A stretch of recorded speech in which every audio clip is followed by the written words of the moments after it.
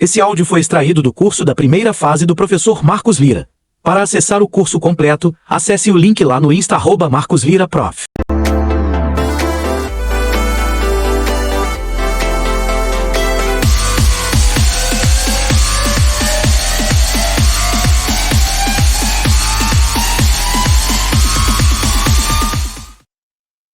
Fala pessoal, beleza? Vamos iniciar agora mais uma aula do nosso Gabaritando Ética. E aqui nós vamos tratar de dois temas. E esses temas já te chamam a atenção aqui, que o que mais cai na prova está aqui nessa aula. Ou seja, dentro de ética, que você já sabe, está cansado de saber que é a disciplina mais importante que você precisa estudar, e dentro dessa disciplina, que é a mais importante, esse tema é o mais importante. Que tema seria esse? Seria as prerrogativas do advogado. Direitos e prerrogativas. E ao final nós vamos tratar sobre sigilo profissional. Então, vamos começar sobre as prerrogativas. O que seria isso, professor? Prerrogativas. Nada mais é do que os direitos que o advogado tem ao exercer a sua função, as prerrogativas e direitos do advogado. E aqui eu trouxe os principais. Basta tão somente a aula? Não, mas vai te ajudar bastante essa aula, mas você precisa ler os dispositivos que eu indiquei para você, sobretudo o artigo 7º do Estatuto da OAB. Lá você encontra basicamente todas as prerrogativas. Mas aqui eu listei as principais prerrogativas. Vamos lá? Então, primeira coisa, liberdade de exercício da profissão. Aqui o advogado ele possui liberdade de exercício em todo o país. Como assim, professor?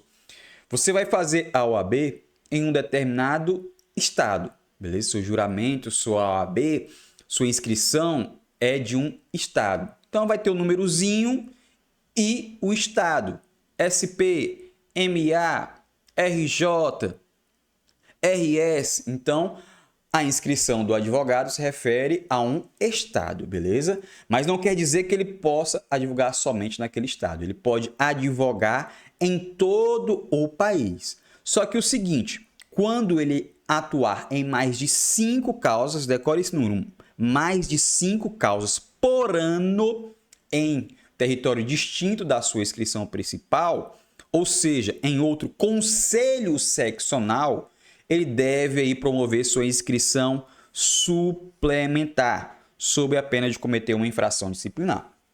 Então, eu sei que o advogado ele pode advogar em todo o país, mas ele está limitado até 5 causas anuais por ano, dentro ali espalhados nos outros estados, em outros conselhos seccionais. Então, por exemplo, se eu tenho a minha inscrição no Maranhão, certo? Eu vou poder advogar no estado do Tocantins? Posso, perfeitamente, desde que não ultrapasse as 5 causas no estado do Tocantins. Posso advogar também no Pará?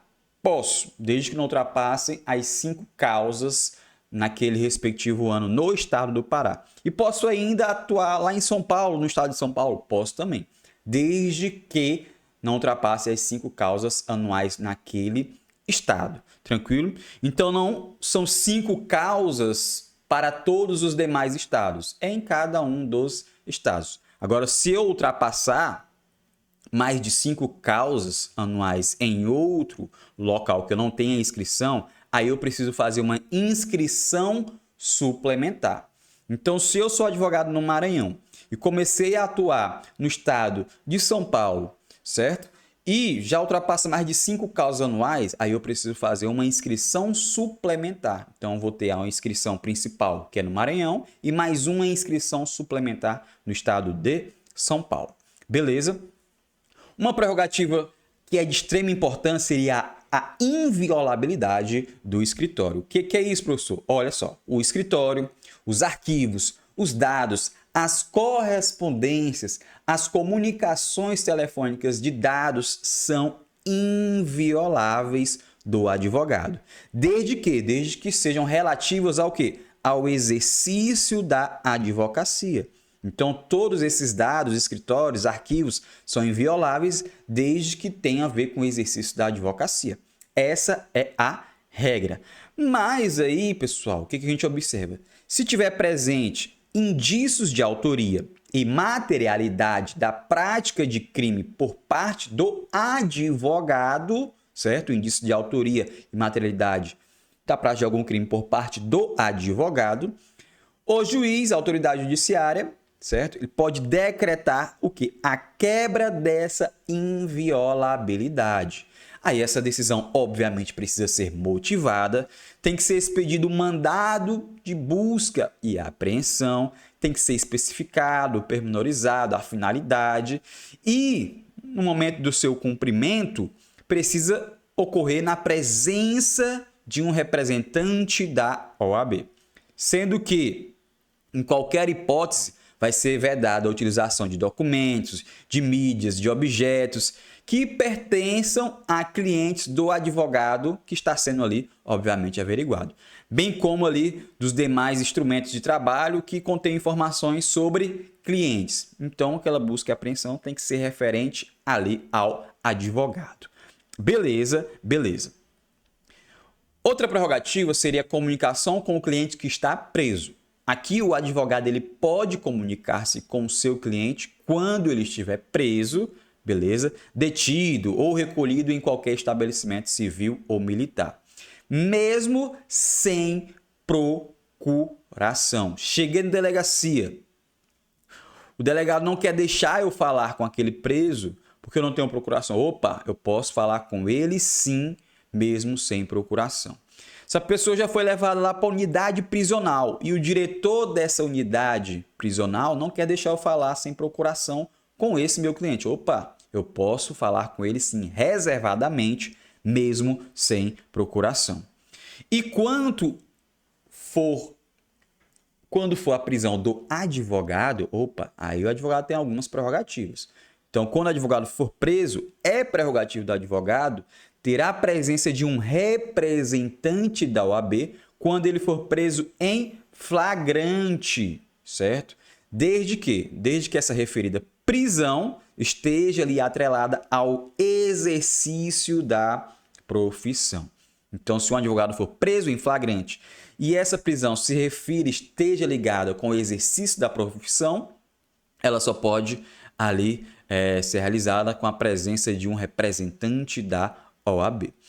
Então, muita atenção aqui. Se a OAB não for avisada pela autoridade policial da lavratura dessa prisão em flagrante, haverá o quê? A invalidade do auto dessa prisão em flagrante. Qual a consequência disso? O relaxamento da prisão em flagrante pelo Poder Judiciário.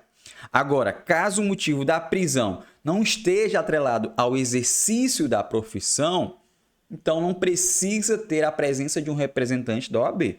Basta apenas uma comunicação expressa à seccional da OAB. Tranquilo?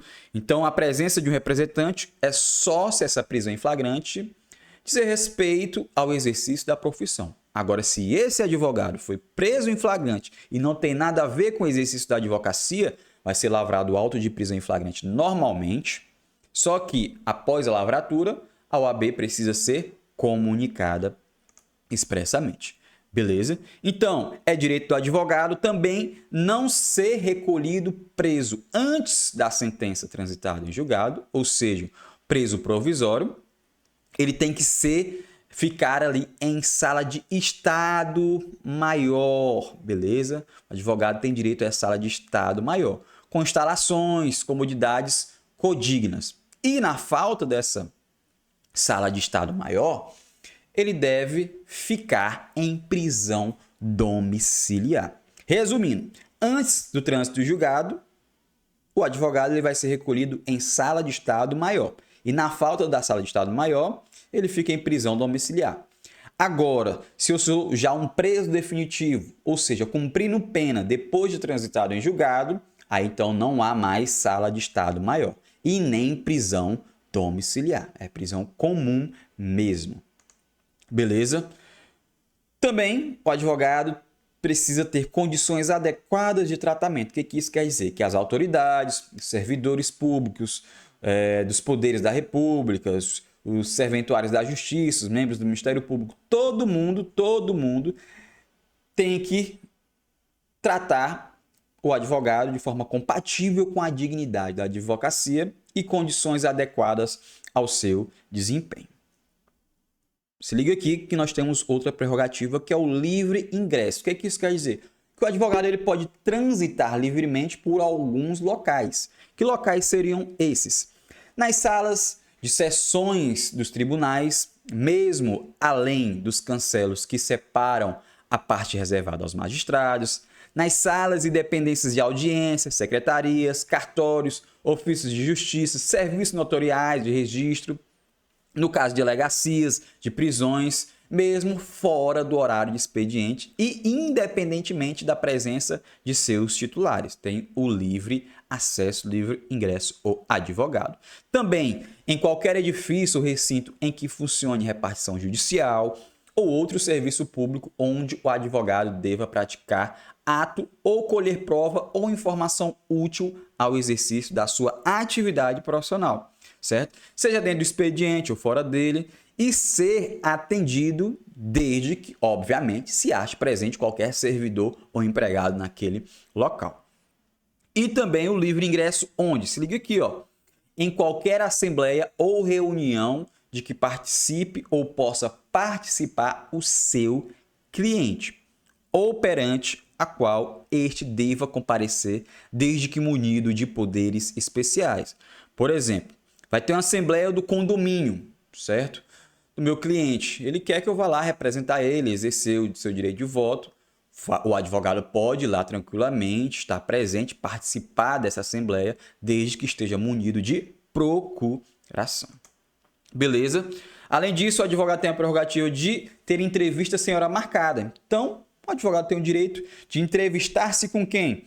Com juízes e desembargadores sem hora marcada. Posso chegar lá no gabinete, quero falar com o juiz fulano de tal, certo? Não, tem que agendar. Opa, não precisa de agendamento, beleza? Então, o advogado tem esse direito ali de ter acesso direto ao juiz, aos desembargadores. Professor, mas não acontece na prática. O que você precisa saber é o seguinte, é o que há na legislação, beleza? O advogado também tem o direito ali de se manifestar, ali seja sentado ou em pé. Então, é direito do advogado ele ter a sua fala ali em pé ou sentado, certo? E também ele pode utilizar a palavra pela ordem. O que significa pela ordem? O que é isso, professor?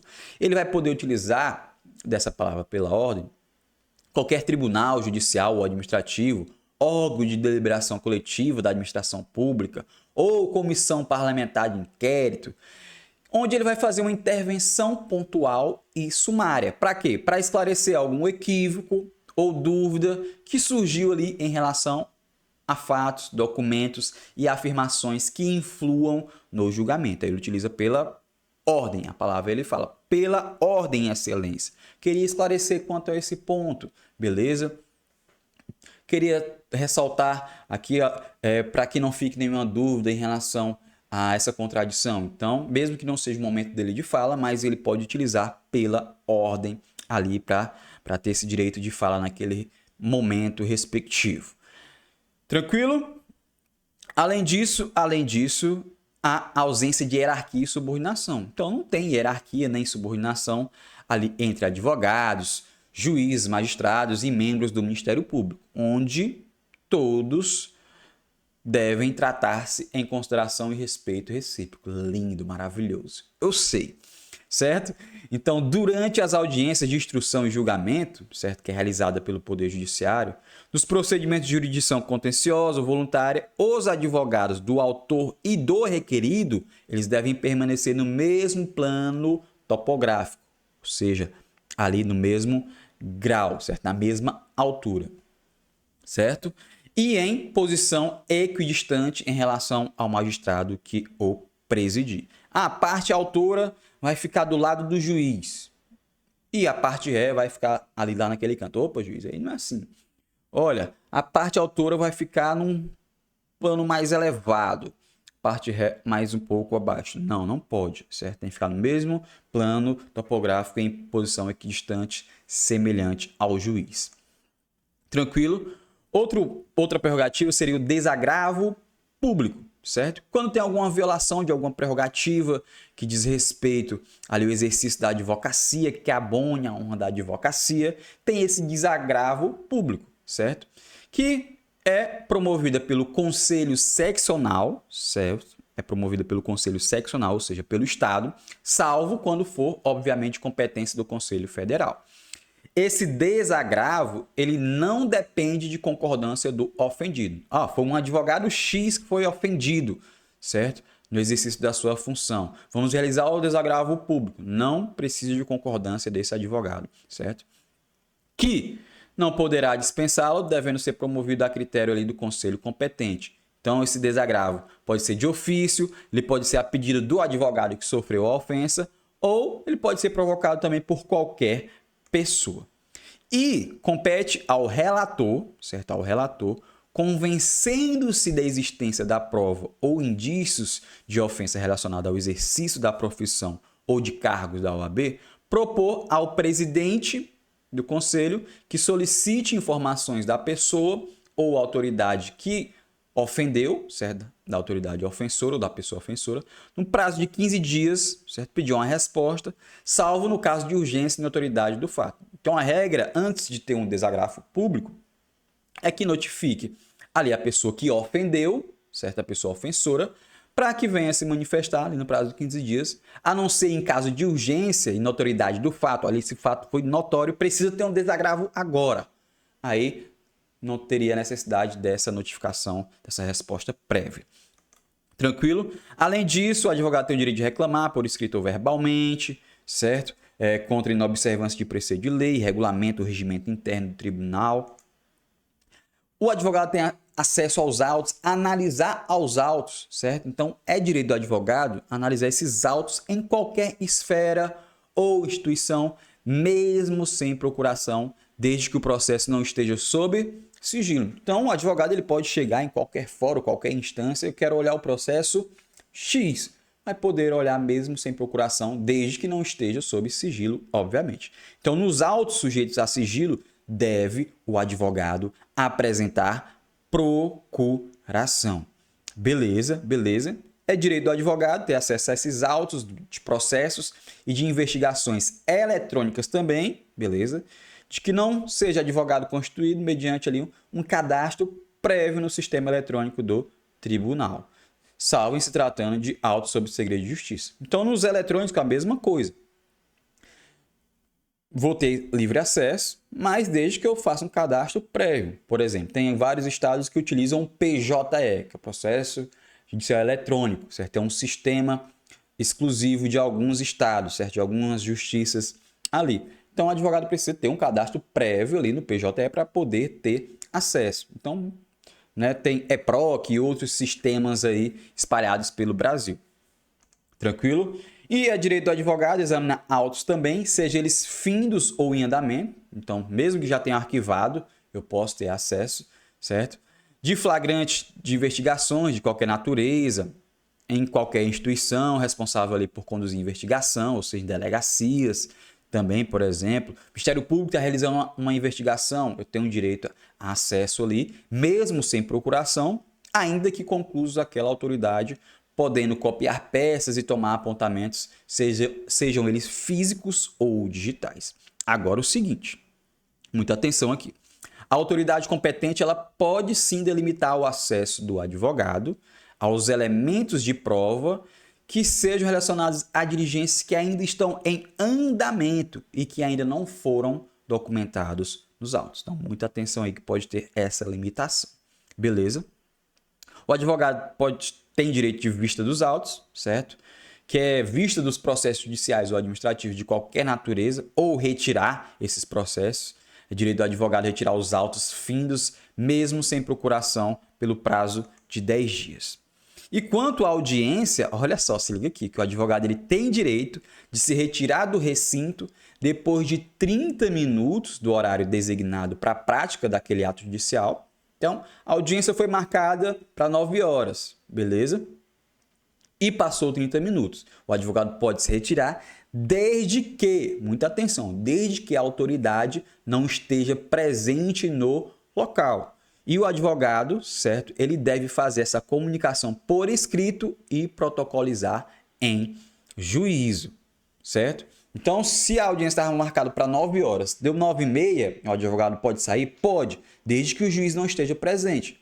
Porque vamos supor, não, minha audiência era 9 horas, já é 9h40, 10 horas, não vou esperar aqui. Pô, peraí, o juiz está lá? Tá. O juiz está realizando outras audiências? Tá, certo? Então, basicamente, sua audiência está simplesmente atrasada e você tem que esperar. Você só pode se retirar se passaram 30 minutos e o juiz não esteja presente naquele local, certo? 30 minutos. Já na Justiça do Trabalho, pessoal, muita atenção que o prazo é menor, o prazo é de apenas 15 minutos na Justiça do Trabalho, beleza? E o advogado, certo? Ele tem o direito de se recusar a depor como testemunha, certo? Então, vai ter um processo, chamou o advogado para ele depor em juízo como testemunha. Ele pode se recusar a depor como testemunha em processo onde ele funcionou ou deva funcionar ali, como exerceu ali o patrono, ele trabalhou numa causa, né, para aquela pessoa e tudo mais, ou sobre fato relacionado com pessoa de quem seja ou foi advogado. Mesmo que tenha sido autorizado ou solicitado pelo constituinte, certo? Bem como sobre o fato de que constitua sigilo profissional. Então, o advogado ele pode se recusar a depor em juízo, beleza? Ó, o ex-cliente dele autorizou a ele falar sobre esse aspecto ali que estava sob sigilo profissional. Opa, não sou obrigado, beleza? Eu posso me recusar, mesmo que tenha sido autorizado pelo meu cliente, beleza? E a sustentação oral é garantido ao advogado, certo? De forma ampla, o direito de sustentação oral contra a decisão monocrática do relator ali que julgar o mérito, tranquilo? O advogado também tem o direito de assistir clientes investigados, certo? Durante a apuração de infrações, sob pena de nulidade absoluta de quê? Do interrogatório, do depoimento e, consequentemente, de todos os elementos investigatórios, probatórios dele decorrentes ou derivados direta ou indiretamente, podendo apresentar quesitos, inclusive no curso da respectiva apuração, certo? E salas especiais, olha só, o Poder Judiciário e o Poder Executivo, eles devem instalar em todos os juizados, fóruns, tribunais, delegacias de polícias e presídios, salas especiais permanentes para os advogados com uso assegurado à OAB.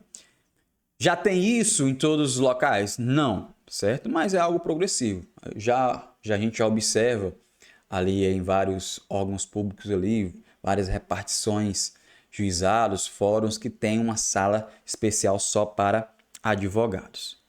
E agora, olha, prerrogativa aqui especialíssima que costuma cair em vários momentos, que são os direitos das advogadas, certo? Aqui, quem tem esses direitos especiais, as advogadas, são as gestantes, a adotante ou quem der à luz, certo? E a lactante. Então, nós temos direitos que estão presentes para essas três, tanto para gestante, adotante ou quem der à luz e lactante, mas tem direitos exclusivos. É isso que você precisa saber. Para ficar mais fácil, eu fiz aqui essa tabelinha. Então, um direito que vai estar presente nas três, tanto gestante quanto adotante ou quem deu à luz e a lactante, é a preferência nas ordens de sustentações orais, certo? Nas audiências que vão ser realizadas a cada dia, mediante comprovação ali da sua condição. Então, certo? Vamos supor, né, que vai ter várias audiências naquele dia, certo? Quando que essa advogada vai ter preferência na ordem? Para que ela seja atendida primeiro, que sua audiência ocorra primeiro, sua sustentação ocorra logo, desde que ela seja gestante, adotante ou quem deu à luz, ou lactante. Então, nessas três hipóteses, a advogada tem esse direito de preferência, beleza? Então, aparece nesses três momentos. E quanto ao acesso à creche, beleza? Olha só, acesso à creche onde houver a local adequado ao atendimento das necessidades do bebê, certo? Seria somente a adotante ou quem der à luz e a lactante, por óbvio, certo? O acesso à creche. Se fala assim, acesso à creche, então subentende-se que nós já temos um bebê. Então, obviamente, não é um direito da gestante. Então, é depois do nascimento. Então, esse acesso à creche é só para adotante ou quem deu à luz e a lactante, beleza? É um direito que está presente nesses dois pontos. Agora, o seguinte, vaga reservada ali em garagens, certo? Dos fóruns dos tribunais. Tem que ter uma vaga específica, somente para a gestante, certo? E a entrada em tribunais sem ser submetida a detectores de aparelhos de raio-x, certo? Somente a gestante, beleza? Agora se liga aqui. Um direito exclusivo de quê? De suspensão dos prazos processuais quando essa advogada for a única patrona da causa, certo? Desde que haja notificação por escrita ao cliente. Então, pode ter a suspensão somente no caso de adotante ou quem der à luz. É direito exclusivo somente para esta. Beleza, beleza. Vamos prosseguir agora com o sigilo profissional. Opa, falamos das principais prerrogativas e direitos do advogado. Então, leia mais uma vez o material, leia todos os artigos quanto a isso. Muito importante. Quanto ao sigilo profissional, é o seguinte, o advogado ele tem o dever de guardar sigilo de fatos que ele tome conhecimento no sigilo profissional. Seja uma mera consulta, a pessoa foi lá se consultar comigo, certo? Trouxe a narrativa, eu tenho que guardar tudo aquilo que me foi falado, todas as informações que eu tive acesso em sigilo. Ali é sigilo profissional. Então, esse sigilo profissional é de ordem pública, beleza? Independe ali de solicitação de reserva que lhe seja feita pelo cliente. Não, nem o cliente precisa falar, ô doutor, não fala isso para ninguém. Opa, nem precisa, certo? É o sigilo profissional, já é presumido. Então, é prerrogativa do advogado, inclusive, como você já sabe, de se recusar a depor em processo ou procedimento judicial, administrativo ou até mesmo arbitral sobre fatos, certo? Cujo respeito deve guardar ali sob o sigilo profissional. Isso aí você já sabe. Agora, exceção. Quando que esse sigilo profissional pode ser quebrado? Muita atenção aqui. Olha só o que nos traz o dispositivo legal. Que o sigilo profissional, ele cederá em face de circunstâncias excepcionais que configurem justa causa. Então pode quebrar esse sigilo profissional, o advogado pode quebrar esse sigilo profissional, desde que configure uma justa causa. O que seria justa causa? Como nos casos de grave ameaça do direito à vida e à honra ou que envolvam defesa própria. Então, para ter quebra do sigilo profissional por parte do advogado, é só nos casos de justa causa, como grave ameaça do direito à vida e à honra ou que envolvam uma defesa própria. Beleza? E quais as consequências dessa violação do advogado que não guarda o sigilo profissional? O advogado que revelar sem justa causa esse sigilo profissional, ele cometerá infração disciplinar passível com a sanção de censura. Não se preocupe que mais à frente nós vamos ter uma aula específica só de infrações disciplinares. Beleza? Então, pessoal, seria esses pontos que eu queria tratar com vocês aqui, certo? Sobre prerrogativas e o sigilo. Repetir mais uma vez que você precisa agora ler os artigos referentes a essa aula específica sobre as prerrogativas e o sigilo profissional e já na sequência responder as questões. Você precisa gabaritar a ética. Imagine aí, você acerta 38 questões e você vai conferir ética e você errou 2 questões de ética.